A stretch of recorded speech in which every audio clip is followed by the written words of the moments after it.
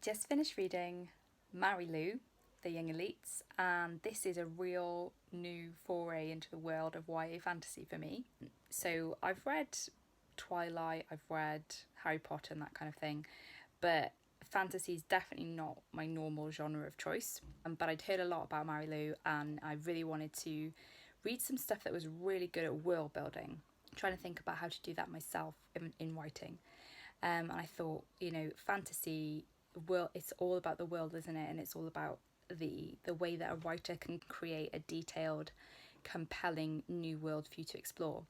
This was just fantastic. The opening just drew me straight in, and I loved the feel of it. Was kind of historical, but with supernatural elements. A lot of it reminded me of the Volturi section of Twilight, where they're in Italy, because it's kind of based in, it feels like historical Italy, where there's been some kind of plague that's left certain young people with gifts, supernatural giftings, and Adelina, the main character, is one of those people. Now, what I loved about this story was the way that the heroine is an anti-heroine. She's pretty messed up. She's had a really difficult childhood with a father who didn't love her and thought that she was either something to be exploited if she did have any gifts, and because he could never see any gifts in her, he just despised her and preferred her sister. So I love the way that the story from the beginning shows you the way that bitterness and hurt and anger are these really dangerous emotions which seethe beneath the surface of this character, and you're so aware from the beginning that they have the potential for great harm and damage and can destroy her.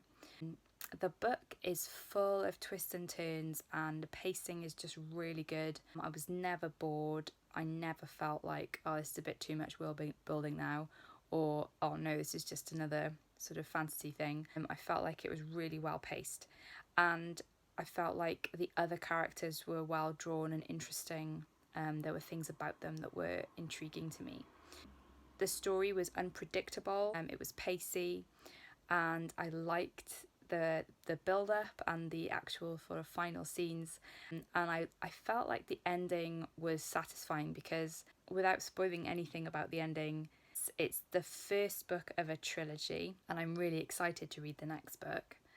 But there definitely wasn't a sense of it feeling just cut off with no sense of resolution at all. So in that sense, it really toes that difficult line of how to end a first book with a sense that it's finished, but with a sense that there's so much more now to carry on. And I think it does that really, really well.